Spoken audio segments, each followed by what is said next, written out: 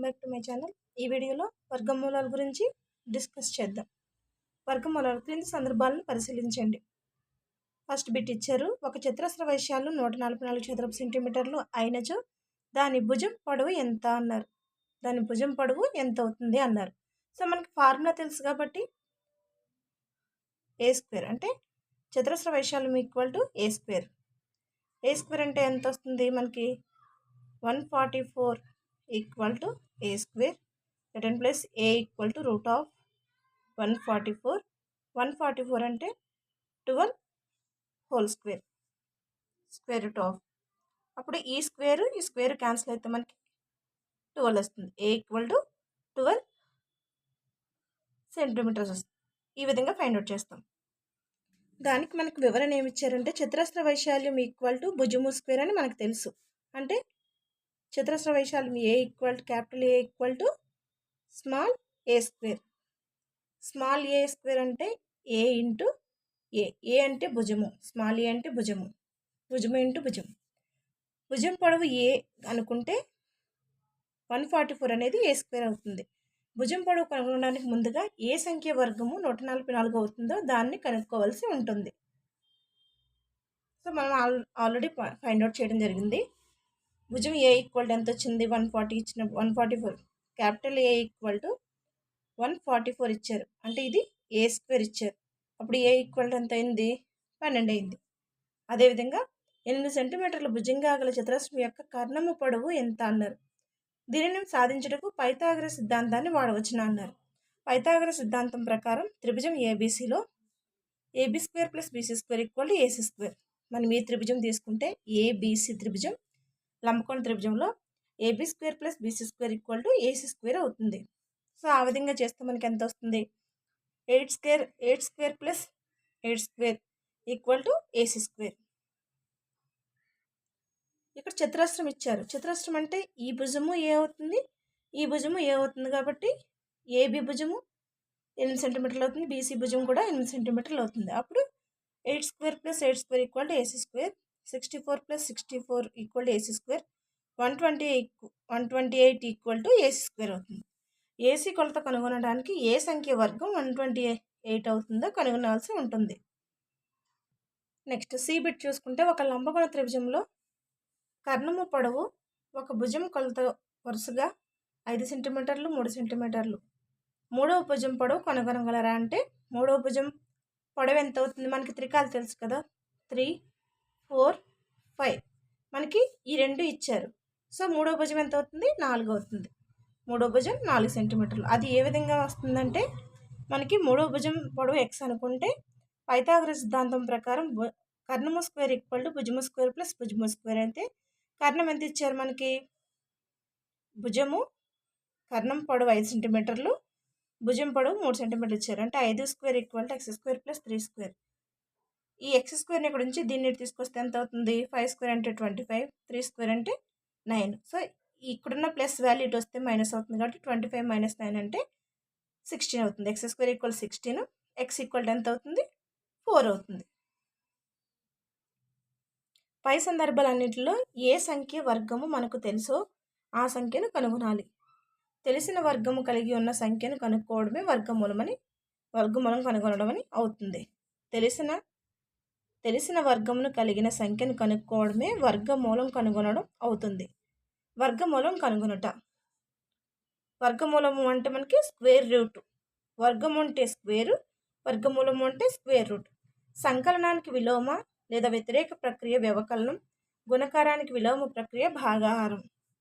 సంకలనానికి opposite word సంకలనం అంటే దీనికి వ్యతిరేకం ఏంటి వ్యవకలనం. మల్టిప్లికేషన్కి ఆపోజిట్ భాగాహారం. సో అవి అవుతుంది. అదేవిధంగా వర్గమూలం కనుగొనట వర్గమునకు విలోమ ప్రక్రియ అవుతుంది. 1 స్క్వేర్ ఈక్వల్ టు 1 కావున 1 యొక్క వర్గమూలం 1 అవుతుంది. 2 స్క్వేర్ ఈక్వల్ టు 4 కావున 4 యొక్క వర్గమూలం 2 అవుతుంది. 2 యొక్క వర్గమేమో 4 అవుతుంది, 4 యొక్క వర్గమూలమేమో 2 అవుతుంది. 3 స్క్వేర్ ఈక్వల్ టు 9 కావున 9 యొక్క వర్గమూలం 3 అవుతుంది. 9 స్క్వేర్ ఈక్వల్ టు 81 మరియు -9 హోల్ స్క్వేర్ ఈక్వల్ టు 81. కావున 81 యొక్క వర్గమూలాలు 9 మరియు -9 అవుతాయి. సో దాన్ని మనం ప్లస్ ఆర్ -9 అని రాస్తాం కదా, ప్లస్ వాల్యూ మైనస్ వాల్యూ అని. ఇక్కడ ప్రయత్నించండి. ఫస్ట్ ప్రాబ్లం చూసుకుంటే 11 స్క్వేర్ ఈక్వల్ టు 121 అయినా 121 యొక్క వర్గమూలం ఎంత అంటే 11 అవుతుంది. నెక్స్ట్ 14 స్క్వేర్ ఈక్వల్ టు 196 అయినా 196 యొక్క వర్గమూలం ఎంత అంటే 14.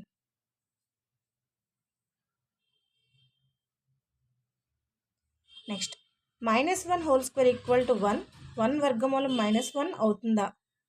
-2 హోల్ స్క్వేర్ ఈక్వల్ టు 4 యొక్క వర్గమూలం -2 అవుతుందా? -9 హోల్ స్క్వేర్ ఈక్వల్ టు 81 వర్గమూలం -9 అవుతుందా అంటే, సో ఇక్కడ ప్లస్ వాల్యూ ఉంది, ఇది ఓన్లీ +9 అవుతుంది. 81 square root of 81 equal to plus or -9 అవుతుంది. దీన్ని బేస్ చేసుకుని చెప్తే మనకి 1 యొక్క వర్గమూలము -1 + 1 అవుతుంది. -1 + 1 అవుతుంది. సో దీన్ని ఏ విధంగా రాస్తాము అంటే, మనకి ఇది తీసుకుంటే ఫస్ట్ది square root of 1 equal to plus or -1. Next square root of 4 equal to plus or -2. Next third తీసుకుంటే square root of 81 equal to plus or -9 కింద రాస్తాం. పై అంశాల ఆధారంగా ప్రతి పరిపూర్ణ వర్గానికి 2 వర్గమూలాలు ఉంటాయని తెలుస్తుంది. ఈ అధ్యాయంలో మనం కేవలం సహజ సంఖ్యల ధనాత్మక వర్గమూలాలను మాత్రమే తీసుకుంటాం. సో ఇక్కడ ఆల్రెడీ మెన్షన్ చేశారు, పాజిటివ్ ఉన్న స్క్వేర్ రూట్స్ని మాత్రమే తీసుకుంటాం. ఒక సంఖ్య ధనాత్మక వర్గమూలాన్ని రూట్తో సూచిస్తారు. దీన్ని స్క్వేర్ రూట్ అంటారు, స్క్వేర్ రూట్ గుర్తుతో సూచిస్తారు. ఉదాహరణకు √4 ఈక్వల్ టు 2 -2 కాదు. √9 ఈక్వల్ టు 3 -3 కాదు. ఇలాంటి మొదలైనవి. సో దీని యొక్క వివరణ ఏమిటంటే, -1 హోల్ స్క్వేర్ ఈక్వల్ టు 1 అవుతుంది. Next -2 whole square equal to 4 అవుతుంది. -3 హోల్ స్క్వేర్ ఈక్వల్ టు 9 అవుతుంది. ఎలా అంటే, ఇప్పుడు మనకి ఇక్కడ హోల్ స్క్వేర్ అంటే ఇక్కడ సరి స్థానాలు ఉన్నప్పుడు ఇక్కడ మైనస్ వాల్యూ వచ్చినా అది ప్లస్ వాల్యూ కింద మారుతుంది. సో ఆ విధంగా మనం చెప్పవచ్చు.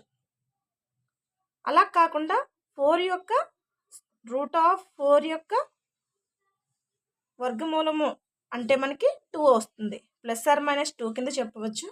కానీ మనం ధనాత్మక సంఖ్యలను మాత్రమే తీసుకుంటాం కాబట్టి మనం +2 అనే చెప్తాం. ఇది రెండింటికి అంటే ధనాత్మక రుణాత్మక విలువలకు సంబంధించింది ఈ విధంగా. కానీ ఇక్కడ మనం తీసుకునేది ధనాత్మక వర్గమూలాలను మాత్రమే కాబట్టి √4 అంటే +2 అనే చెప్తాం. -2 అనేది చెప్పం, ఎందుకని ఇక్కడ మెన్షన్ చేశారు ధనాత్మక అంటే ప్లస్ వాల్యూస్ తీసుకోవడం. సో మనకి ఇక్కడ టేబుల్స్ ఇచ్చారు. ప్రవచనము, ప్రతిపాదన. 1 square equal to 1, √1 equal to 1, 2 square equal to 4, √4 equal to 2, 3 square equal to 9, √9 equal to 3, 4 square equal to 16, √16 equal to 4. So ఈ విధంగా మనకి 1 నుంచి 100 వరకు ఇవ్వడం జరిగింది. పునరావృత వ్యవకలనం ద్వారా వర్గమూలం కనుగొనుట. పునరావృత వ్యవకలనం ద్వారా వర్గమూలం కనుగొనుట. మొదటి n బేస్ సంఖ్యల మొత్తం n² అవుతుందని మీకు తెలుసు. మొదటి n బేస్ సంఖ్యల మొత్తం n² అవుతుందని మీకు తెలుసు. అంటే ప్రతి వర్గ సంఖ్యను 1తో మొదలయ్యే వరుస బేస్ సంఖ్యల మొత్తంగా రాయవచ్చు. 81 తీసుకుందాం. 81 తీసుకుంటే 81 - 1 ఈక్వల్ టు 80 అవుతుంది. సో ఇదంతా చేసుకుంటూ వస్తే మనకి లాస్ట్ వచ్చేసరికి 0 అవుతుంది. ఎందుకని బేస్ సంఖ్యలు ఇక్కడ బేస్ సంఖ్య 1, 3, 5, 7, 9, 11, 13, 15, 17. సో 17 - 17 వచ్చేసరికి 0 అయింది. ఇక్కడ ఏంటి వరుస బేస్ సంఖ్యలు మొత్తంగా రాస్తే అంటే 1 + 3 + 5 + 7 + 9 + 11 + 13 + 15 + 17 ఈక్వల్ టు 81 అవుతుంది. సో దీన్ని ఏ విధంగా రాయొచ్చు? మొదటి 9 బేస్ సంఖ్యల మొత్తంగా రాయొచ్చు. నెక్స్ట్ 81 నుండి 1తో మొదలయ్యే వరుస సంఖ్యలు తీసివేస్తే 9వ సోపానం వద్ద 0 వచ్చింది. కాబట్టి 9 అవుతుంది. ఈ పద్ధతి ద్వారా 729 యొక్క వర్గమూలాన్ని కనుగొనవచ్చు. సో మనకి 729 యొక్క వర్గమూలం ఎంత అవుతుందంటే √729 27.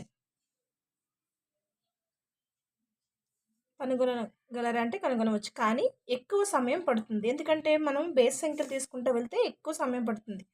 దీనిని వేరొక సులభ పద్ధతిని ప్రయత్నిద్దాం. 1తో మొదలుపెట్టి బేస్ సంఖ్యల పునరావృత వ్యవకలనం ద్వారా క్రింది సంఖ్యలు పరిపూర్ణ వర్గాలో కాదో కనుగొనండి. ఒకవేళ పరిపూర్ణ వర్గం అయితే వర్గమూలం కనుగొనండి. 121 ఉంది, దానికి 11. 55 ఉంది, 55 అనేది పరిపూర్ణ వర్గం కాదు. 36 ఉంది, దీనికి 6. 49 ఉంది, ఇది 7. 90 ఉంది, సో ఇది పరిపూర్ణ వర్గం కాదు. నెక్స్ట్, ప్రధాన కారణాంకాల పద్ధతి ద్వారా వర్గమూలాన్ని కనుగొనట. క్రింది సంఖ్యలు ప్రధాన కారణాంకాల లబ్ధాలు మరియు వాటి వర్గాలను పరిశీలించండి. సంఖ్య యొక్క ప్రధాన కారణాంకాల లబ్ధం 6 ఉంది. 2 3 6. వర్గం యొక్క ప్రధాన కారణాంకాల లబ్ధం అంటే 36 ఇచ్చారు. 6 యొక్క వర్గం ఎంత? 36. 36ని ప్రధాన కారణాంకాల లబ్ధంగా రాయాలంటే 2 2 4, 4 3 12, 12 3 36. అంటే ప్రధాన కారణాంకాలు అంటే మనకి ఏమేమి వస్తాయి? 2 3 5 7 11 ఈ విధంగా వస్తాయి. ఇలా ప్రధాన కారణాంకాలు, బేస్ సంఖ్యలు కాదు, ప్రధాన కారణాంకాల లబ్ధంగా రాయాలి. నెక్స్ట్ 8 ఉంది. 2 × 2 × 2 64 ఉంది. అంటే 8² యొక్క వర్గం 64. 64ని ఏ విధంగా రాయొచ్చు? 2 × 2 × 2 × 2 × 2 × 2. సో ఎన్ని వచ్చినాయి? 1 2 3 4 5 6. అంటే 2 to the power of 6 కింద. నెక్స్ట్ 12 ఉంది. 2 2 4, 4 3 12. 144 ఉంది. 144ని ఈ విధంగా రాయొచ్చు. 15 ఉంది. 3 5 15. 15² అంటే 225. 225ని 3 × 3 × 5 × 5గా రాయవచ్చు. 6 ప్రధాన కారణాంకాల లబ్ధంలో 2 ఎన్నిసార్లు వచ్చింది? 6 ప్రధాన కారణాంకాల లబ్ధంలో 2 ఎన్నిసార్లు వచ్చిందంటే ఒకసారి వచ్చింది. సో ఇక్కడ మనకి ఒకసారి వచ్చింది కాబట్టి. 36 ప్రధాన కారణాంకాల లబ్ధంలో 2 ఎన్నిసార్లు వచ్చింది అంటే 2 సార్లు వచ్చింది. 36లో 2 సార్లు వచ్చింది. నెక్స్ట్ అదేవిధంగా 6 36లో ప్రధాన కారణాంకాల లబ్ధంలో 3 ఎన్నిసార్లు వచ్చిందంటే 3 ఇక్కడ ఒకసారి వచ్చింది, ఇక్కడ 2 టైమ్స్ వచ్చింది. అదేవిధంగా 8 64లో ప్రధాన కారణాంకాల లబ్ధంలో 2 ఎన్నిసార్లు వచ్చింది అంటే ఇందులో 3 టైమ్స్ వచ్చింది, ఇందులో 6 టైమ్స్ వచ్చింది. సో దీన్ని బట్టి ఏం గమనించామంటే సంఖ్య యొక్క ప్రధాన కారణాంకాల లబ్ధంలో ప్రతి ప్రధాన సంఖ్య ఎన్నిసార్లు వస్తుందో దానికి 2 సార్లు వర్గం యొక్క ప్రధాన కారణాంకాల లబ్ధంలో వస్తుంది. 324 వర్గమూలాన్ని ఈ పద్ధతి ద్వారా కనుగొనవచ్చు. 324 యొక్క ప్రధాన కారణాంకాల లబ్ధంగా రాస్తే మనకి 324ని ప్రధాన కారణాంకాల లబ్ధంగా రాస్తే మనకి 2 × 2 × 3 × 3 × 3 × 3 కింద వస్తుంది. ప్రధాన కారణాంకాలను జతపరిచినప్పుడు 324 = 2 × 2 × 3 × 3 × 3 × 3 అంటే 2² × 3² × 3². 2 × 3 × 3 హోల్ స్క్వేర్ అవుతుంది. సో అప్పుడు 324 = 2 × 3 × 3 = 18. 18² అంటే మనకి 18² = 324 అవుతుంది. అదేవిధంగా 256 వర్గమూలాన్ని కనుగొనగలరా అంటే 256 అంటే 16 హోల్ స్క్వేర్ = 256. ఈ ప్రధాన కారణాంకాల లబ్ధంగా రాస్తే ఈ విధంగా అవుతుంది. నెక్స్ట్ 48 పరిపూర్ణ వర్గం అంటే కాదు. ఎందుకని? దీని తర్వాత వచ్చి 49 ఉంది. 49 అంటే 7². సో మనకు ఐడియా ఉంటే మొత్తం చేసేయచ్చు, వివరించాల్సిన అవసరం లేదు. సో 48 = 2 × 2 × 2 × 2 × 3. సో మనకు పరిపూర్ణ వర్గము అవ్వాలంటే ఇంకొక 3 ఉండాలి. ఇక్కడ 3 × 3 అప్పుడే పరిపూర్ణ వర్గం అవుతుంది. 48 యొక్క అన్ని కారణాంకాలు జతలుగా లేవు కాబట్టి పరిపూర్ణ వర్గం కాదు. 48 పరిపూర్ణ వర్గం అగుటకు గుణించవలసిన అతి చిన్న గుణిజాన్ని కనుగొనాలంటే మనం ఏం చేయాలి అంటే 48 ప్రధాన కారణాంకాలు జతలుగా చేస్తే 3కు మాత్రమే జత లేదని తెలుస్తుంది. కాబట్టి జత చేయడానికి 3తో గుణిస్తాం. అప్పుడు ఏమవుతుంది? ఇంకో 3 వస్తుంది. అంటే 48 × 3 = ఎంత అవుతుంది? 324. 2 ఉంది, 3 4 12, 144 అవుతుంది. ఈ 144 అనేది మనకి పరిపూర్ణ వర్గం అవుతుంది. ఏ సంఖ్యతో భాగిస్తే 48 పరిపూర్ణ వర్గము అవుతుందంటే ఏ సంఖ్యతో భాగిస్తే అవుతుంది? 3తో భాగిస్తే అవుతుంది. ఎందుకని? మనకి 48ని ఏ విధంగా రాయొచ్చు? 2 into 2 into 2 into 2 into 3. So దీన్ని మనం 3తో భాగిస్తే ఈ 3 క్యాన్సిల్ అయిపోయి మనకి ఏమి మిగులుతుంది? 2 2 జర్ 4, 4 2 జర్ 8, 8 2 జర్ 16 అవుతుంది. సో ఈ విధంగా కూడా మనం చేయొచ్చు. కారణాంకం 3 జత లేదు కాబట్టి 48ని 3తో భాగిస్తే 48/3 అంటే 16. అంటే 2 ఇంటూ 2 ఇంటూ 2 ఇంటూ 2 అవుతుంది. 16 కూడా పరిపూర్ణ వర్గం అవుతుంది. నెక్స్ట్ ఎగ్జాంపుల్ ప్రాబ్లం 4 చూసుకుంటే 6400కు వర్గమూలం కనుగొనండి. 6400కు వర్గమూలం అంటే సో ఈ విధంగా ప్రధాన కారణాంకాలు లబ్ధంగా రాస్తే మనకి 2 into 2 into 2 into 2 into 2 into 2 into 2 into 2 into 5 into 5. So ఈ విధంగా వస్తాయి. లేదు అనుకుంటే మనకి 64 వర్గమూలం ఎంత అవుతుంది? 8 కాబట్టి ఇక్కడ వర్గమూలంలో 2 జీరోస్ ఉంటే వర్గమూలం ఎన్ని వస్తాయి? 1 వస్తుంది. అంటే 6400 ఈక్వల్ టు √6400 ఈక్వల్ టు 80. 6400 వర్గమూలం 80 అవుతుంది. 80 యొక్క వర్గం ఎంత అవుతుంది? 6400 అవుతుంది. అది కన్ఫ్యూజ్ అవ్వద్దు. వర్గమూలము అంటే మనకి ఇచ్చిన దాన్ని 6400 ఇచ్చారు. ఇది వర్గం. దీని యొక్క వర్గమూలము అంటే స్క్వేర్ రూట్ ఆఫ్ పెట్టి చేస్తే మనకి ఇది వర్గమూలం. 6400 వర్గమూలం ఎంత అవుతుంది? 80 అవుతుంది. 80 యొక్క వర్గం ఎంత అవుతుంది? 6400 అవుతుంది. రూట్ ఉండదు మళ్ళీ. 80 యొక్క వర్గం అడిగితే 6400. ఎందుకని? 80 హోల్ స్క్వేర్ చేస్తాం కాబట్టి అది 6400 అవుతుంది. Next example problem 5. 9 పరిపూర్ణ వర్గం అవుతుందా? 90 పరిపూర్ణ వర్గం అవుతుందా అంటే అవ్వదు. ఎందుకని? 2 ఇంటూ 3 ఇంటూ 3 ఇంటూ 5 అవుతుంది. దీని యొక్క ప్రధాన కారణాంకాలు లబ్ధంగా రాస్తే ఈ విధంగా అవుతుంది. సో మనకి ఇక్కడ పరిపూర్ణ వర్గము కావాలంటే ఇంకొక 2 కావాలి, ఇక్కడ 5 కావాలి. అంటే 10తో మల్టిప్లై చేయాలి. సో 10తో మల్టిప్లై చేయాలి. అప్పుడు పరిపూర్ణ వర్గం అవుతుంది. అప్పుడు ఎంత అవుతుందంటే 900. అంటే ఇది 30 యొక్క వర్గం.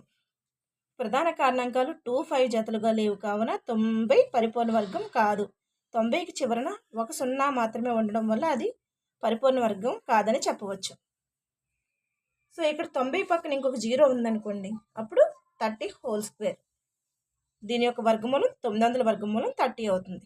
నెక్స్ట్ ఎగ్జాంపుల్ ప్రాబ్లం 6 చూసుకుంటే 2352 పరిపూర్ణ వర్గమా కాకుంటే 2352 పరిపూర్ణ వర్గం అగుట గుణించవలసిన కనిష్ట గుణిజాన్ని కనుక్కోండి. క్రొత్త సంఖ్య వర్గమూలం కనుక్కోండి. సో మనకిది ప్రధాన కారణాంకాల లబ్ధంగా రాస్తే ఇది ఈ విధంగా వస్తాయి. 2 into 2 into 2 into 2 into 3 into 7 into 7. So మనకి ఇక్కడ పెయిర్స్ ఏమున్నాయి చేస్తే 2 into 2, 2 into 2, 3 into 7 into 7. So ఈ ఒక్కటే మనకి పెయిర్ లేదు. అంటే దీన్ని 3తో మల్టిప్లై చేస్తే 2352ని 3తో మల్టిప్లై చేస్తే ఎంత అవుతుంది? 2 3 జర్ 6, 2 5 జర్ 15,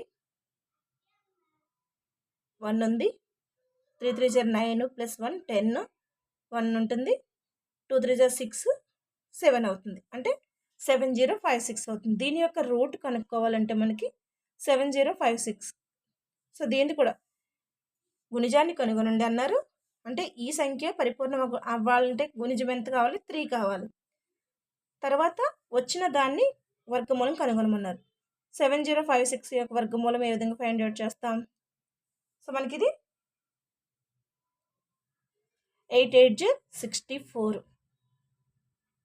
సో అంతకు 9 9 జర్ అయితే 81 అవుతుంది కాబట్టి 5 5 జర్ 25, 6 6 జర్ 36, 7 7 జర్ 49, 8 8 జర్ 64. అంటే 49కి 64కి 81కి మధ్యలో ఉంది కాబట్టి 70, 8 8 జర్ 64. సబ్ట్రాక్ట్ చేస్తే 6. ఈ 2 దించుకుంటే 656. దీన్ని మళ్ళీ డబుల్ చేస్తే ఎంత అవుతుంది? 16 అవుతుంది.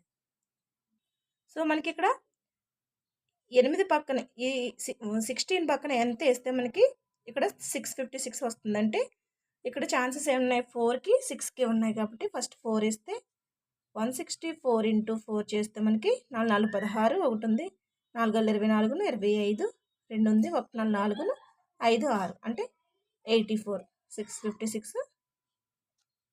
దీని యొక్క వర్గమూలం ఎంత, 7056 and 84. Next 7th problem. Example number 7 చూసుకుంటే 9408ను ఏకనిష్ట సంఖ్యచే భాగించినప్పుడు భాగఫలం పరిపూర్ణ వర్గము అవుతుంది. భాగఫలం యొక్క వర్గమూలాన్ని కనుగొనండి అన్నారు. సో దీన్ని ప్రధాన కారణాంకాల లబ్ధంగా రాస్తే 2 × 2 2 × 2 2 × 2 ఇంటూ 3 × 7 × 7. సో మనకి ఇక్కడ పరిపూర్ణ వర్గము కావాలంటే ఇక్కడ పెయిర్ లేనిది ఏంటి, 3నే కాబట్టి మనం 3తో భాగిస్తాం. 9408/3తో భాగిస్తే మనకి ఎంత వస్తుంది, 3 3 = 9, 3 1 = 3, 0 ఉంది 3 3 = 9, 6 3 0 అంటే ఎంత, 3136. దీన్ని ఏ విధంగా రాయొచ్చు, 2 × 2 2 × 2 2 × 2 ఇంటూ 7 × 7. ఇది పరిపూర్ణ వర్గం అవుతుంది. దీని యొక్క వర్గమూలం ఎంత అవుతుందంటే 56 అవుతుంది.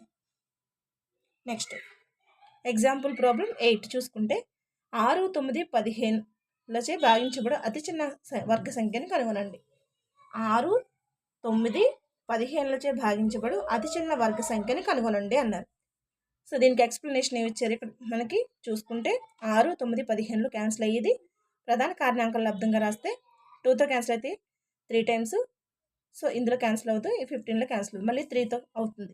3 1 = 3 3 = 3 5 = మళ్ళీ 3తో అవుతుంది, 1 1 5. సో మనకి ఏమొస్తుంది, 2 × 3 × 3 × 5, 2 × 3 × 3 × 5 వచ్చింది. సో ఎంత అవుతుంది, 2 3 = 6, 6 3 = 18, 18 5 = ఎంత అవుతుంది, 90 అవుతుంది. సో మనకి ఇక్కడ ఏమంటున్నారు, ఇది 90 వచ్చింది కాబట్టి 90 ప్రధాన కారణాంకాల లబ్ధము 2 × 3 × 3 × 5 అవుతుంది. సో ఇది మనకి పరిపూర్ణ వర్గం కాదు. ప్రధాన కారణాంకాలు 2 5 జతలు లేదు, కావున 90 పరిపూర్ణ వర్గం కాదు. పరిపూర్ణ వర్గం కావాలి అంటే దీన్ని మనం 2 5లతో మల్టిప్లై చేస్తే ఎంత వస్తుంది, 2 5 = 10 అంటే 90ని 10తో మల్టిప్లై చేస్తే 900 వస్తుంది. సో దీని యొక్క వర్గమూలం ఎంత అవుతుంది అంటే మనకి 30 అవుతుంది. అంటే మనకు కావాల్సిన వర్గ సంఖ్య ఎంత అంటే 90 × 10 900, ఇది వర్గ సంఖ్య. దీని యొక్క వర్గమూలము 30 అవుతుంది. సో ఇక్కడితో ఎగ్జాంపుల్ ప్రాబ్లమ్స్ అనేది కంప్లీట్ అయింది. నెక్స్ట్ వీడియోలో ఎక్సర్సైజ్ 6.3కి సంబంధించిన ప్రాబ్లమ్స్ అనేది చేద్దాం. ఈ వీడియో కనుక మీకు నచ్చితే లైక్ చేసి సబ్స్క్రైబ్ చేయండి, వీలైతే షేర్ చేయండి. థర్డ్ క్లాస్ నుంచి 7th క్లాస్ వరకు ఈ లెసన్ రిలేటెడ్ ఉన్నాయి. అంటే సంఖ్యా వ్యవస్థకు సంబంధించిన రిలేటెడ్ వీడియోస్ అనేది ఈ వీడియో డిస్క్రిప్షన్లో ఇవ్వడం జరుగుతుంది. కావాల్సిన వాళ్ళు చెక్ చేసుకోండి. Thank you.